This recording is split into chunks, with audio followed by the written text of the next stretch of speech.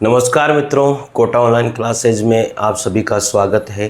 साथियों, कुछ दिनों से तबीयत ख़राब हो रही थी, 2-3 दिन हो गए। गला भी ख़राब हो रहा है और आवाज़ भी पता नहीं कैसी हो रही है। तो तबीयत ख़राब होने की वजह से वीडियो नहीं आ रहे थे, लेकिन आज थोड़ा सा मैं सही हूँ। तो आज हम लोग शुरू करते हैं वापस से।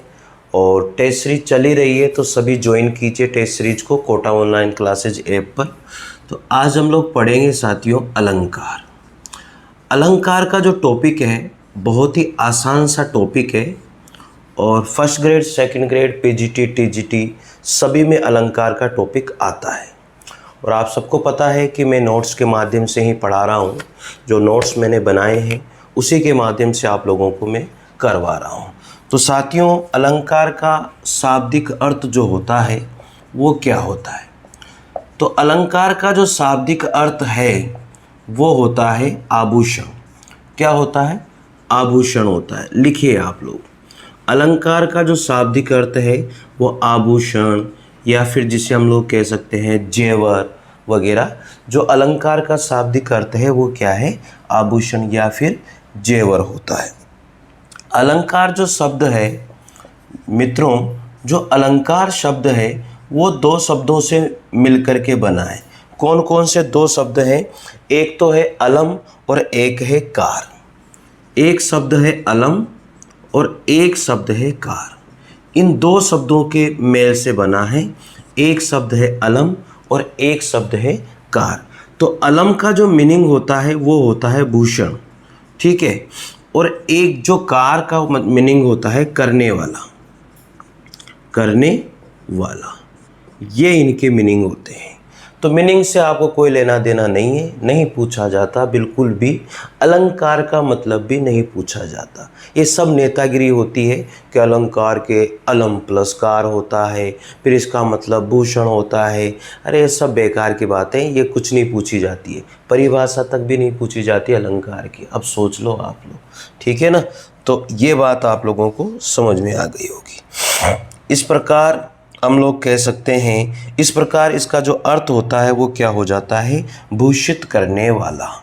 इसका जो मीनिंग हो जाता है वो क्या होता है? भूषित या आभूषित करने वाला। भूषित करने वाला या फिर आभूषित करने वाला, या फिर किसी काव्य की शोभा बढ़ाने वाला, इसका मीनिंग इसका हो जाता है मित्रों। तो ठीक है, यहाँ तक की बात आप लोगों को समझ में आ गई होगी। वही चीज़ जो बचपन से हम लोग सुनते आ रहे हैं अलंकार के बारे में, हम भी लिख लेते हैं यहाँ पर। देखो मैं लल्ले पत्ते बिल्कुल नहीं लगाता हूँ और सिंपल सी बात होती है, जितना हो सके आपको पढ़ाने की कोशिश करता हूँ, ठीक है। तो बिना किसी भूमिका के हम लोग बस पढ़ते जाएं, पढ़ते जाएं, पढ़ते जाएं, लिखते जाएं, और नोट्स बनाइए, समझते जाइए और लिखते जाइए। तो अलंकार में वही चीज़, जिस प्रकार सब लिखते हैं, सब लिखवाते हैं इसको। जिस प्रकार आभूषण या गहने स्त्री की सुंदरता, जिस प्रकार आभूषण या गहने स्त्री की सुंदरता, स्त्री की सुंदरता, आभूषण या गहने स्त्री की सुंदरता को बढ़ा देते हैं, को बढ़ा देते हैं। क्या कर देते हैं? बढ़ा देते हैं।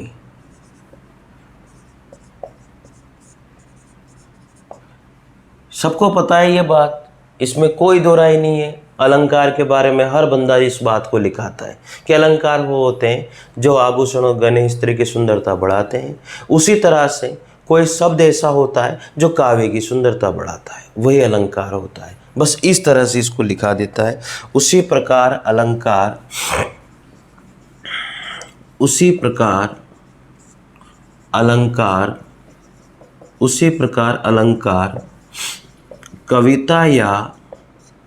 कविता या काव्य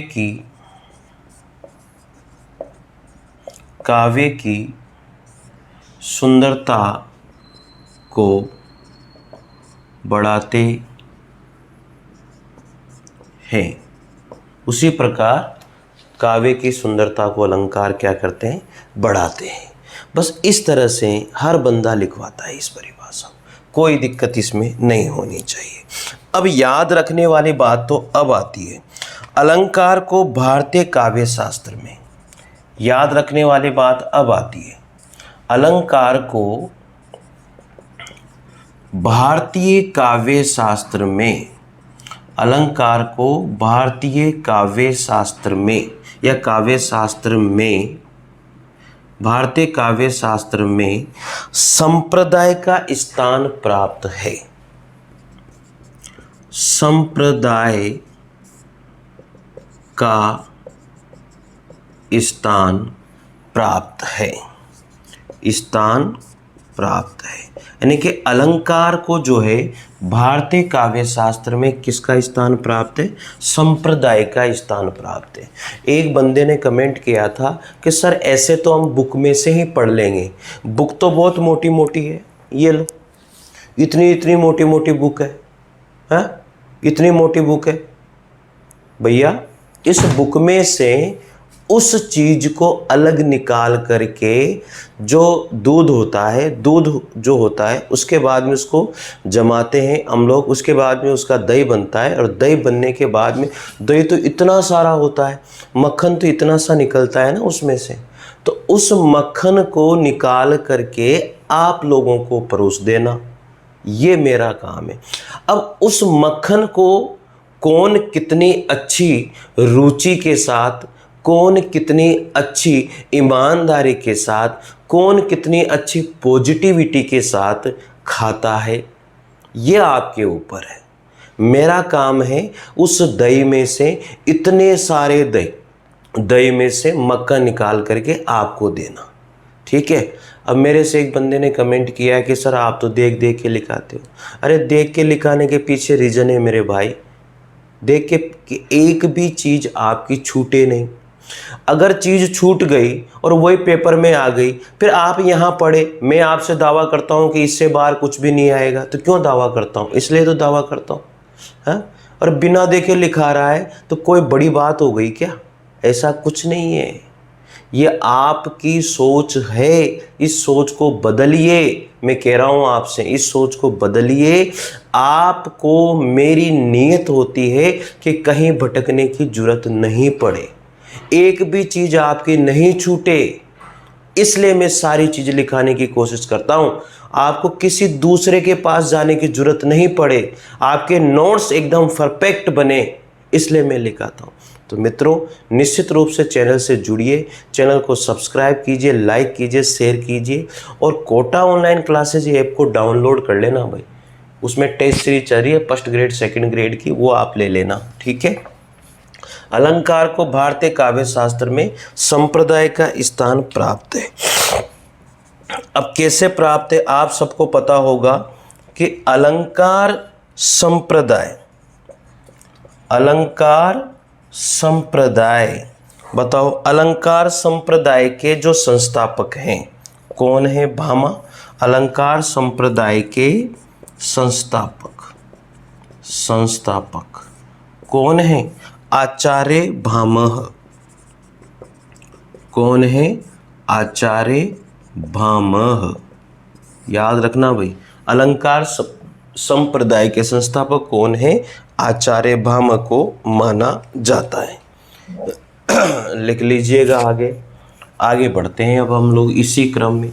देखो आज थोड़ा सा जो शरीर है ना वो साथ बहुत कम दे रहा है, पर मैंने सोचा यार चलो बहुत दिन हो गए, आज तो वीडियो बना ही देता हूँ यार, बस ये मान के चलिए, नहीं तो आज इतनी हिम्मत आज भी नहीं है, मतलब ये सोचो आप, ठीक है। फिर भी आप लोगों के लिए करते हैं यार।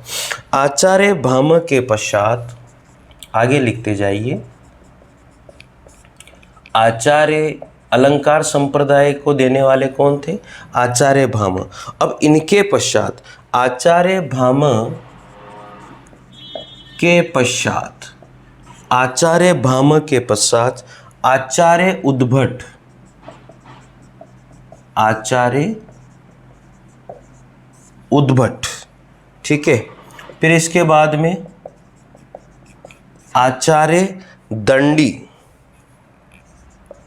आचार्य दंडी। फिर इनके बाद में आचार्य जयदेव, आचार्य जयदेव आदि ने कविता में, आदि ने कविता में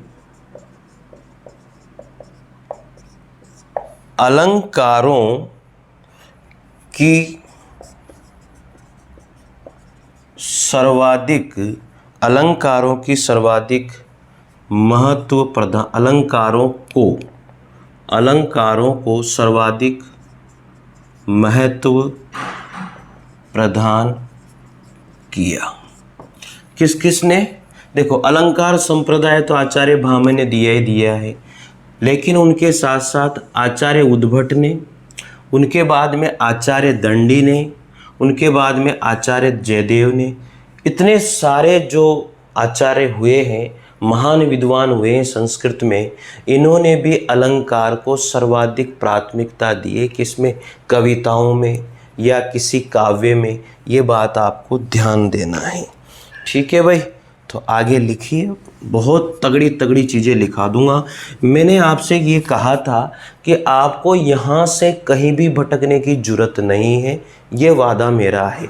आप नोट्स बनाइए और रिवाइज कीजिए, पढ़िए उनको, समझिए उनको। वैसे मैं समझाते समझाते तो मैं पढ़ा ही रहा हूँ, ठीक है ना। अरे बस इस चीज़ को मैं लिखा रहा हूँ, कोई इस चीज़ को पीपीटी लेके आ जाता है, उसको पढ़ा देता है लाइनें कर करके।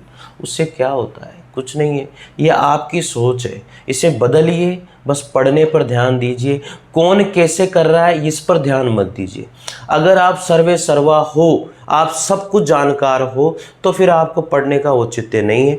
आपको जब भी किसी की क्लास देखें तो आप यही सोच के देखें कि यार मेरे को नहीं आता है और ये मेरे से बहुत ज़्यादा जानते हैं। अगर आपने ये सोचा करे यार ये तो मेरे को सब कुछ आता है, ये तो क्या है यार, तो फिर आप वो क्लास नहीं देख पाओगे। फिर आपके अंदर अहम की भावना आ चुकी है, आपको याद भी नहीं होगा। मैं सही बता रहा हूँ आपको, फिर नहीं होगा याद।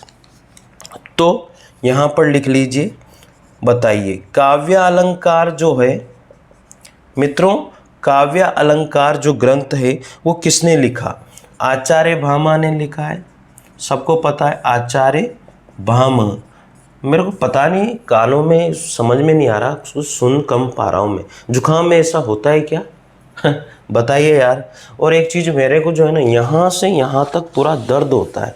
ये सर्वाइकल पेन है क्या है? आप थोड़ा सा ज़रूर बताइएगा यार, क्या करें इसके लिए। दूसरे जो थे काव्य अलंकार सार संग्रह, काव्य अलंकार सार संग्रह, ये किसने लिखा? ये आचार्य उद्भट का है, आचार्य ये उद्भट का है साथियों, ठीक है। इसके बाद में आप सबको पता है आचार्य जो दंडी का है वो काव्य आदर्श है। कौन सा है? काव्य आदर्श। ये किसने लिखा है? आचार्य दंडी ने लिखा। ये बाद में भी लिखा दूंगा मैं, वैसे कुछ भी नहीं, पर अभी भी मैंने लिखा देता हूँ। ये आचार्य दंडी का है। और चंद्रलोक किसका है? ये जो चंद्रलोक ग्रंथ है वो किसका है? जयदेव का है, आचार्य जयदेव, ये इन्होंने लिखे हैं साहब। तो ये भी आप लोग याद कर लीजिएगा कि ग्रंथ भी साथ के साथ पता होना चाहिए। जब उन कवियों का, जब उन संस्कृत आचार्यों का नाम आया है तो उन्होंने क्या क्या लिखा ये हमें पता होना चाहिए। काव्य अलंकार आचार्य भामह ने लिखा है, ठीक है। काव्य अलंकार आचार्य भामह का है। काव्य अलंकार सार संग्रह आचार्य उद्भट का है। काव्य आदर्श, यहाँ द आ रहा है, दर्श से दंडी, इस तरह से ध्यान रख लेना इसको, दर्श से दंडी, ठीक है। चंद्रलोक में जयदेव, यानी कि चंद्रलोक में जय हो। अब देवता तो ऊपर ही रहते हैं, चंद्रलोक में रहते हैं, इस तरह से जयदेव, इस तरह से आप इसको याद कर लीजिए, ठीक है भाई। बढ़े आगे, चलिए यहाँ तक आप लोगों ने लिख लिया होगा। मतलब अब समझना तो देखो मेरा काम है आपको नोट्स बना के देना, अच्छे से आप लोगों को समझाना और तरीके से आप लोगों को लिखवाना। अब आपका काम है इसे लिखना और समझना और पढ़ना और याद करना। आगे लिखते हैं, काव्य आदर्श के रचयिता आचार्य दंडी। काव्य आदर्श के रचयिता आचार्य दंडी।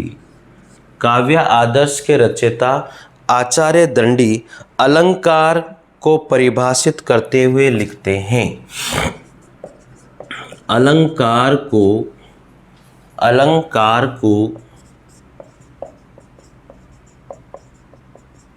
परिभाषित करते हुए लिखते हैं। अब अलंकार की परिभाषा इन्होंने दी है। अलंकार की परिभाषा क्या दी है सबको पता है, हर कोई इसको लिखवाता भी है। क्या है?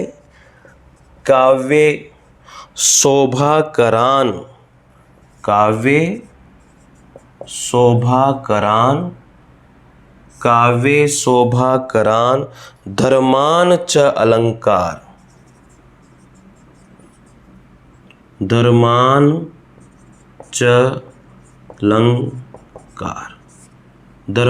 च अलंकार प्रचक्षते। ये परिभाषा है, काव्य शोभाकरान धर्मान च प्रचक्षते। अब इसका मीनिंग आपको लिखाई देता हूँ, अर्थात समझने की कोशिश करना, समझाता हूँ। अर्थात काव्य की शोभा करने वाले, ये रहा काव्य शोभाकरान, इसका मीनिंग क्या हो जाएगा? अर्थात काव्य की शोभा करने वाले। ये लो, यहाँ तक का तो हो गया।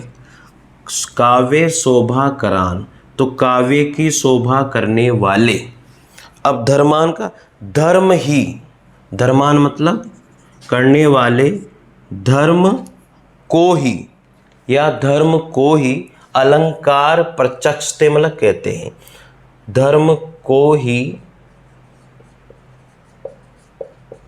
अलंकार कहते हैं। अब ये किसने लिखी? काव्य शोभाकरान धर्मान अलंकार प्रचक्षते। यहाँ धर्मान आ रहा है ना, तो द से दंडी याद रख लेना। काव्य शोभाकरान धर्मान, धर्मान मतलब दंडी, ठीक है ना। इस तरह से काव्य आदर्श में ये परिभाषा इन्होंने दी है आचार्य दंडी के द्वारा। अलंकार हमने शुरू कर दिए हैं और आप लोग पढ़ते जाइए, लिखते जाइए। आगे लिखिए, अलंकारवादी आचार्य, अलंकारवादी आचार्य अलंकारों को साध्य मानते हैं। अलंकारों को साध्य मानते हैं। रसवादी आचार्य, और जो रसवादी आचार्य अलंकारों को साधन मानते हैं। साध्य मानते हैं और साधन मानते हैं। तो अलंकारवादी आचार्य तो अलंकारों को क्या मानते हैं? साध्य मानते हैं। और रसवादी आचार्य जो है अलंकारों को साधन मानते हैं। ठीक है मित्रों, लिख लेना। देखो, जो बीमारी है और उस बीमारी को दूर करना, तो दूर करने के लिए जिसका उपयोग किया वो साधन है, ठीक है। और जो बीमारी है वो साध्य है। हो जाएगी बात याद। अरे मेरे को गांव जाना है, तो गांव तो साध्य, लेकिन जिससे गया वो साधन, ठीक है ना। ये वाली बात है और कुछ भी नहीं है। आगे लिखिए, रीतिकालीन कवियों ने कविता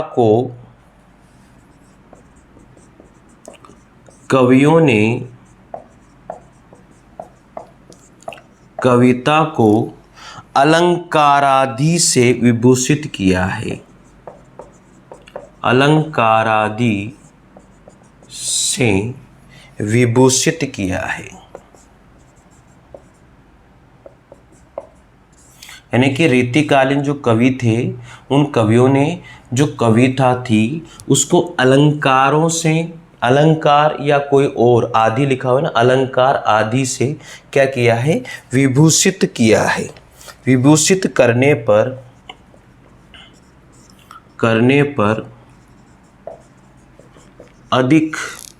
अधिक ध्यान दिया है, अधिक ध्यान दिया है।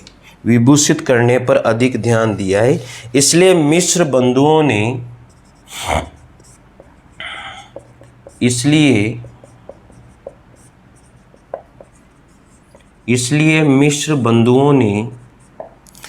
मिश्र बंधुओं ने रीतिकाल को अलंकृत काल की संज्ञा प्रदान की थी। मिश्र बंधुओं ने रीतिकाल को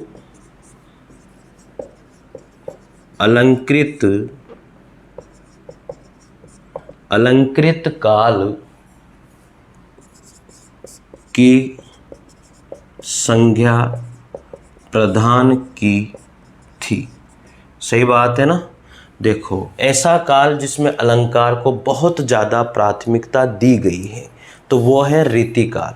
और रीतिकाल में आप सबको पता है कि रीतिकाल को जो है मिश्र बंधुओं ने तो अलंकृत काल तक भी कह दिया। अब आप सोचो, यह है रीतिकाल जहाँ पर अलंकार को कविता के अंदर समाहित किया गया है। अलंकारवादी कवि हुए हैं सबसे ज़्यादा रीतिकाल के अंतर्गत।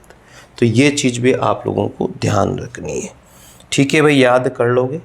अब आगे बढ़ते हैं। अब आता है अलंकारों पर। ये तो थी, अभी तक तो भूमिका ही पढ़ी है हम लोगों ने, अभी तक तो कुछ भी नहीं किया। अलंकार की भूमिका जो सभी लिखवाते हैं, अपना अपना सभी झाड़ते हैं ज्ञान ठीक है ना। तो ये चीज़ें तो सभी लिखवाते हैं। तो अलंकारों के भेद भाई, अलंकारों के भेद हम लोग दो ही अलंकारों के भेद पढ़ेंगे। ठीक है, वर्तमान समय में दो भेद ही माने जाते हैं। कितने भेद मानते हैं? दो भेद हैं। देखो, तीसरा भेद संस्कृत में आ जाता है, लेकिन अपने पास नहीं है। अपने पास दो ही भेद हम लोग मानेंगे। ठीक है, और सबसे पहला जो भेद है वो शब्द अलंकार है, और दूसरा जो भेद है वो कौन सा है? अर्थालंकार है। सबसे पहला शब्द अलंकार, दूसरा जो है अर्थ अलंकार। ठीक है भाई, तो ये याद रखना। आगे लिखिए, नाट्य शास्त्र किसका है? भरत मुनि का है। तो नाट्य शास्त्र में भरत मुन्याचार्य यानी कि भरत मुनि आचार्य ने चार अलंकारों का नाम उल्लेख किया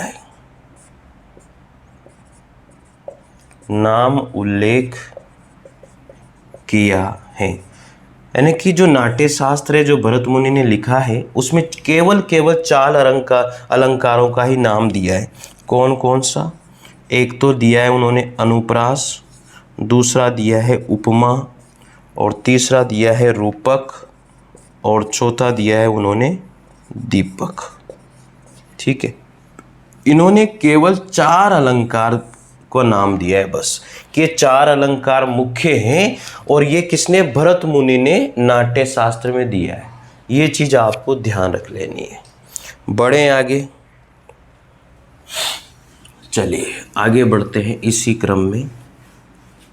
देखो, कोशिश तो मेरी ये होती है कि अच्छा से अच्छा मैटर मैं आप लोगों को लिखाऊं, और लिखवा भी रहा हूँगा मैं। आप लोगों को भी पसंद आ ही रहा होगा कि हाँ सर बिल्कुल अच्छे आप करवा रहे हो। वर्तमान में अप्पे दीक्षित, क्या नाम है? वर्तमान में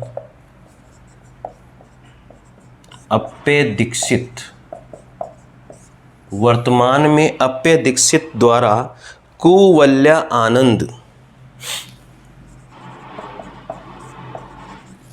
कुवल्य आनंद।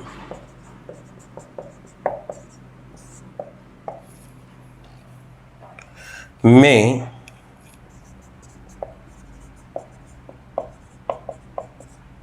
अलंकारों की संख्या 198 कितनी 198 तक पहुंचा दी है। लेकिन ये कोई नहीं पूछता इसको, मत रखो याद क्या मतलब आ रहा है इसको, क्या है क्या नहीं है, छोड़ दो इस चीज को। ठीक है, चलिए अब शुरू करते हैं। अलंकार वाली बात आती है तो सबसे पहले जो अलंकार आता है वो आता है अपना शब्द अलंकार। कौन सा अलंकार है? शब्द अलंकार। तो इससे पता लग रहा है शब्द अलंकार, जिसमें शब्द की प्राथमिकता होती है वही शब्द अलंकार है। शब्द के माध्यम से जो काव्य की शोभा को बढ़ाता है वही शब्द अलंकार। बहुत सिंपल बात है। अरे इससे पता लग रहा है, क्यों रटे भैया, क्यों समझें इधर उधर की बातों। इससे पता लग रहा है ना, शब्द अलंकार जिसमें काव्य की शोभा ही शब्द के माध्यम से बढ़े वो शब्द अलंकार है। सिंपल सी बात।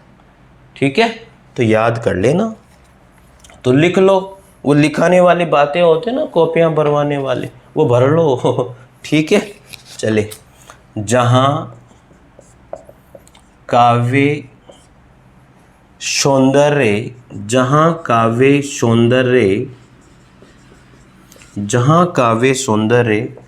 शब्दगत अर्थात शब्द विशेष पर आधारित हो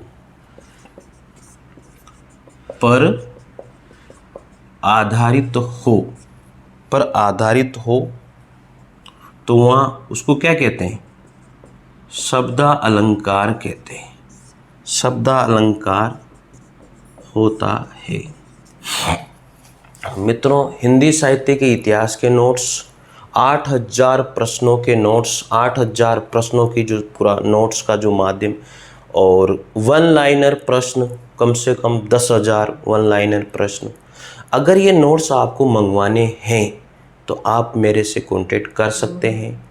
आप साइकोलॉजी के और मैनेजमेंट के नोट्स मंगवा सकते हैं, काव्य शास्त्र के नोट्स मंगवा सकते हैं, हिंदी साहित्य के इतिहास के नोट्स मंगवा सकते हैं। जो भी नोट्स आपको मंगवाने हैं आप डिस्क्रिप्शन में मेरे नंबर दिए हुए हैं, वहाँ पर मुझसे कांटेक्ट कर सकते हैं। हाँ, कोटा ऑनलाइन क्लासेस ऐप को ज़रूर डाउनलोड कर लेना, क्योंकि बहुत सारी फ्री पीडीएफ वहाँ आपको मिलेगी। जीके की भी मिलेगी, हिंदी की भी मिलेगी, और जो ये पढ़ा रहा हूँ ना मैं, इसकी पीडीएफ भी आपको फ्री वहाँ पर मिलेगी, फ्री मटेरियल वाले ऑप्शन में। ठीक है, टेस्ट सीरीज ज्वाइन कर लेना। मैं सही बता रहा हूँ, इतनी सीधी, इतनी आसान और इतनी अच्छे से बनाई हुई टेस्ट सीरीज और इतनी सस्ती कोई नहीं देगा। मैं सही बता रहा हूँ आप लोगों को। 151 रुपये में मैंने फर्स्ट ग्रेड सेकंड ग्रेड की टेस्ट सीरीज आपको दे दी। सोचो आप, तो टेस्ट सीरीज ज़रूर ज्वाइन कीजिएगा। कोई भी दिक्कत आए तो मेरे से बात कीजिएगा। ठीक है, हाँ, तो जहाँ काव्य सौंदर्य शब्दगत अर्थात शब्द विशेष पर आधारित हो तो शब्द अलंकार होता है। आगे बात करते हैं। जहाँ शब्द विशेष के स्थान पर, जहाँ शब्द विशेष के स्थान पर, जहाँ शब्द विशेष के स्थान पर उसका अर्थ, उसका पर्याय, अर्थ नहीं, उसका पर्याय, उसका पर्याय प्रयुक्त करते ही, जहाँ शब्द विशेष के स्थान पर उसका पर्याय प्रयुक्त करते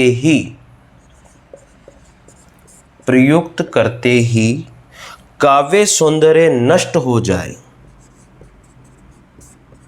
काव्य सौंदर्य नष्ट हो जाए,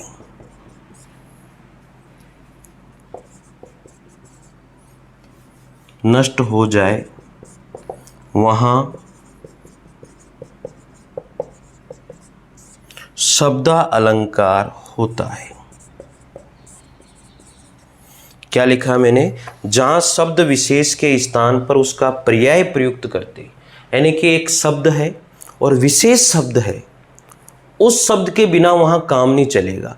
आपने उसका पर्याय उसमें प्रयुक्त कर दिया तो उसका जो मीनिंग है, उसकी जो सुंदरता है, वो क्या हो जाती है? नष्ट हो जाती है। ये नहीं होना चाहिए। तो वहां पर जो है ना, शब्दा अलंकार होता है। तो काव्य सौंदर्य नष्ट हो जाता है तो वहां कौन सा अलंकार होता है? शब्दा अलंकार होता है मित्रों। चलिए, ये तो बातें हो गई अभी तक, तो ऐसे ही फोकट बातें, इनको तो कोई मतलब नहीं है इनका, ठीक है। ये नहीं आती है वही चीज़ें इन चीज़ों को कोई नहीं पूछता, सब लिखवाते हैं, कोई मतलब नहीं है इनका, ठीक है ना। सब लिखवाएंगे आप लोगों को। आगे लिखिए, अनुप्रास, ठीक है, यमक और श्लेष,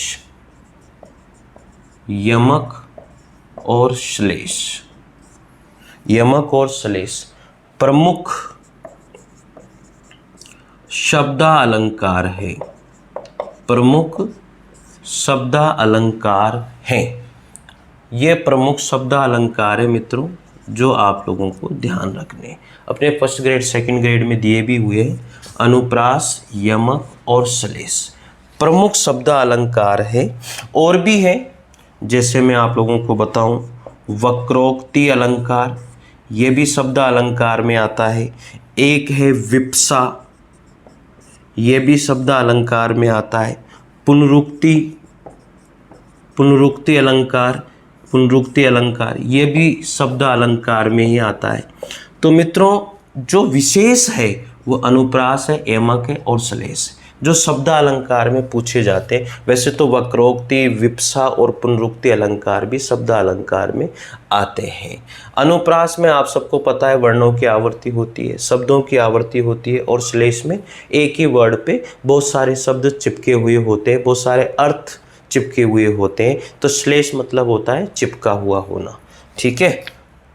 बढ़े आगे, चलिए अब 1 बाय 1 हम लोग करेंगे इनको, जो भी आपके सिलेबस में है उसके अनुसार हम लोग यहाँ पर देखने वाले हैं कि शब्द अलंकार में हमें क्या क्या पढ़ना है और क्या क्या नहीं पढ़ना है मेरे मित्रों। तो आप लोगों के लिए जो अलंकार वाला जो पोर्शन है जो दिया गया है, उसमें ज़्यादा कोई मैटर, ऐसा मैटर नहीं है जो मतलब हम लोग उसको परेशान हो रहे हैं उसके बिना कि नहीं यार मैं क्या होगा क्या नहीं होगा। तो ऐसी कोई बात नहीं है, घबराए नहीं, चीज़ों को समझने की कोशिश करें और समझ आ ही जाएगा आप लोगों के, ऐसा कुछ भी नहीं है, ठीक है। अलंकार वाला टॉपिक है ना भाई तुम्हारे सेकंड ग्रेड फर्स्ट ग्रेड में, शब्द शक्ति वाला भी है, अलंकार वाला भी है या नहीं है बताओ। चलो अलंकार पढ़ लेते हैं, सिंपल है अलंकार, मैंने बहुत सारी चीज़ें लिखा दी है। परिभाषाएं वगैरह इतनी पूछी नहीं जाती है, जो परिभाषा पूछी जाती है आचार्य दंडी की परिभाषा पूछी जाती है, ये मैंने आप लोगों को लिखा दिया है। और भी है ऐसे तो, अब अलंकार वैसे तो 3 प्रकार के होते हैं, एक उभया अलंकार भी होता है, याद रखना, लेकिन मैंने आपको 2 ही बताए क्योंकि अपने 2 ही काम आते हैं, ठीक है ना। शब्द अलंकार, अर्थालंकार, उभया अलंकार। अलंकार वैसे 3 होते हैं, ठीक है ना, लेकिन अपने अधिकतर 2 ही अलंकार हम लोग यहाँ पर यूज करते हैं, तो 2 अलंकारों को ही हम लोग यहाँ पर पढ़ते हैं, ठीक है भाई। तो याद रखना इस बारे में।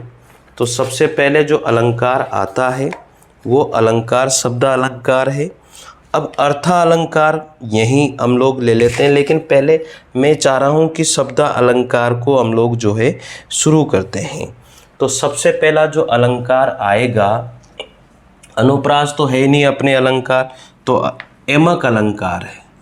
कौन सा अलंकार है? यमक अलंकार है, ठीक है। कौन सा अलंकार है? यमक अलंकार। तो लिखो भाई इसमें, जहां कविता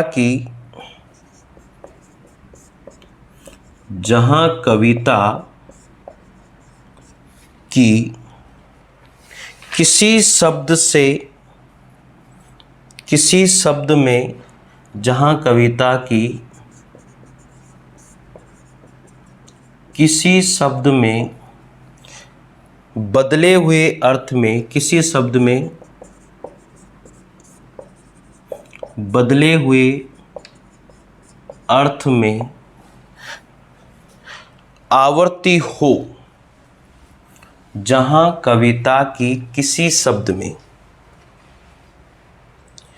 बदले हुए अर्थ में आवर्ती हो,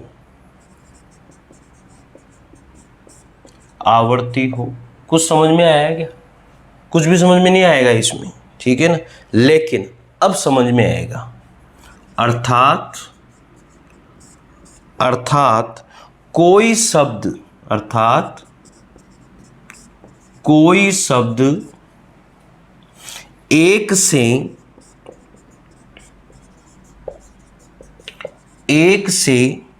अधिक बार, अर्थात कोई शब्द एक से अधिक बार आए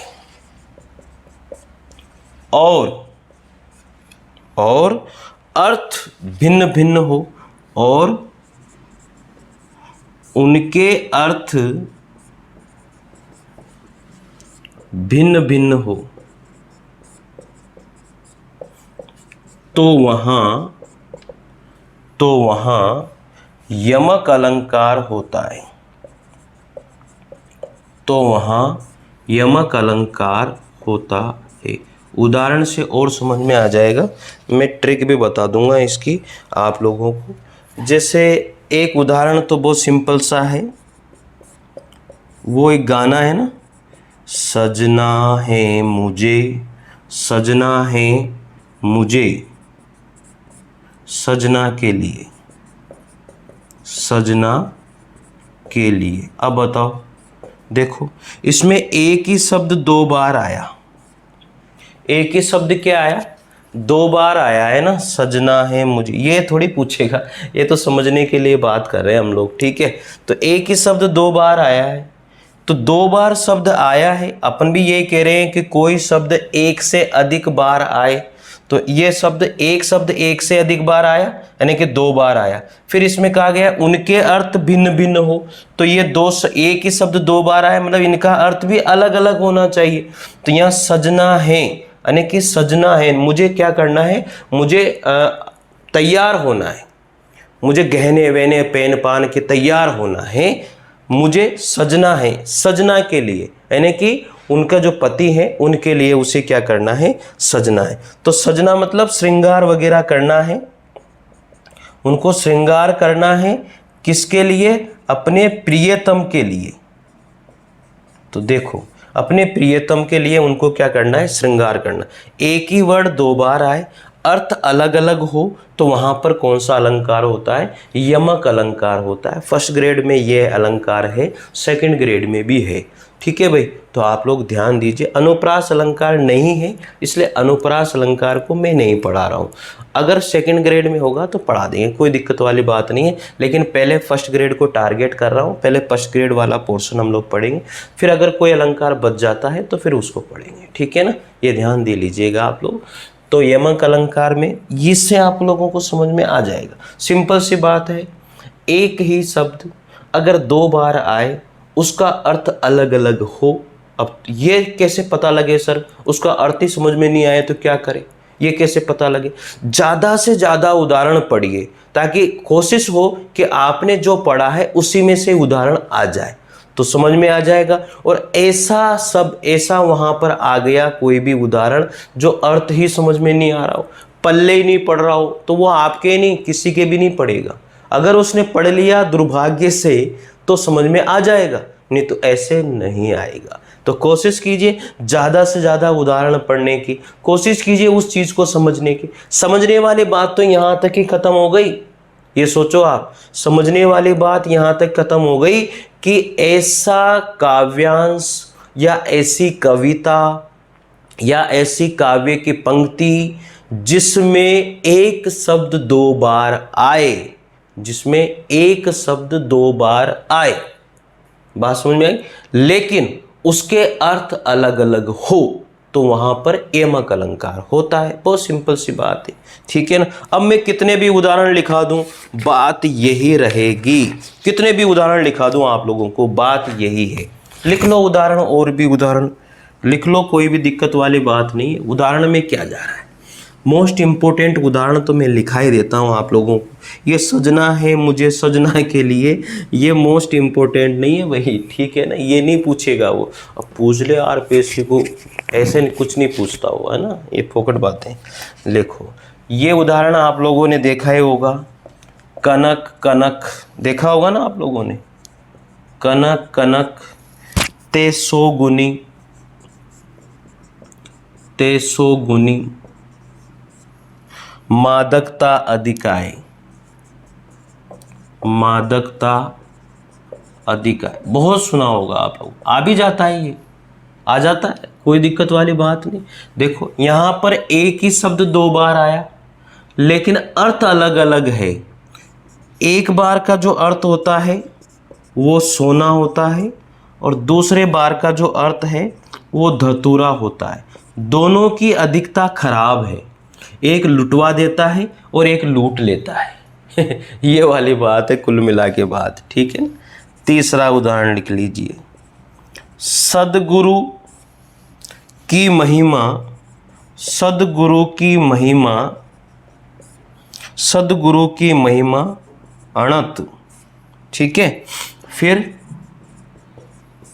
अनंत किया अपार, अनंत किया अपार, लोचन अनंत, लोचन अनंत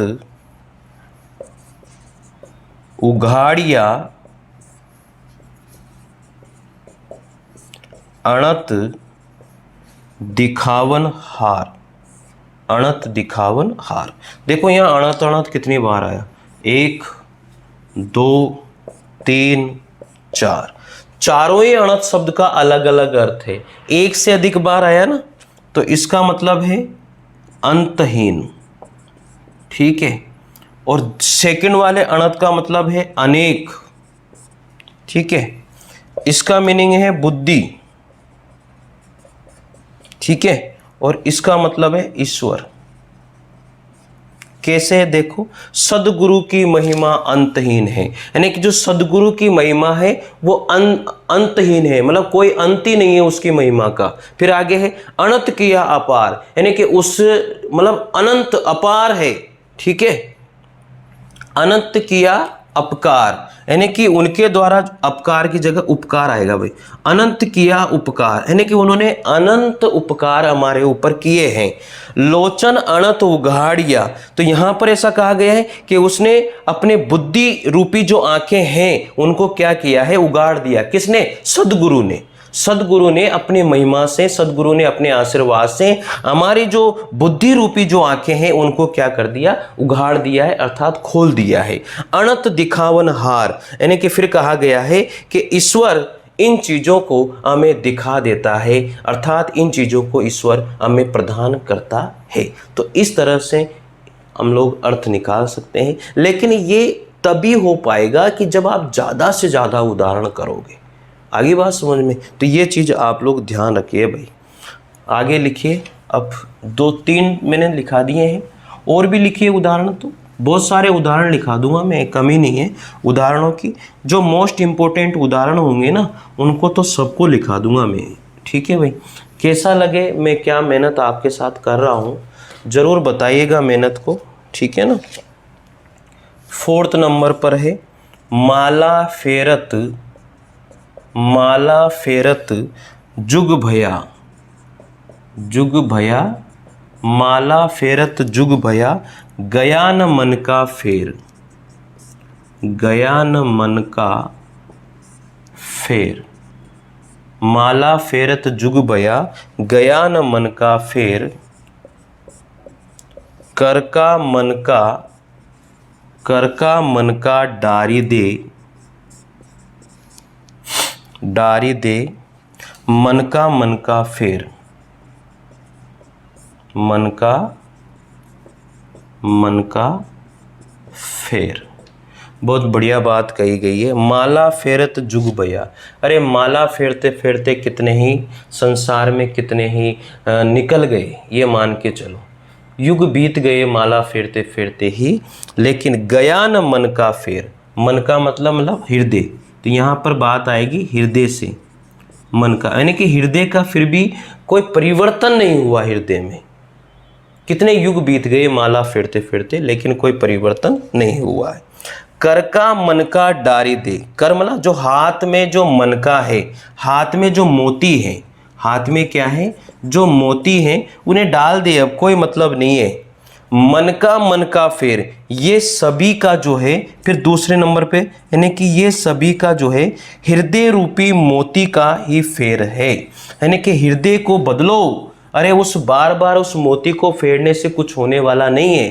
तुम्हें जो आपका जो हृदय रूपी जो मोती है उसे बदलने की कोशिश यहाँ पर उन्होंने बताई है।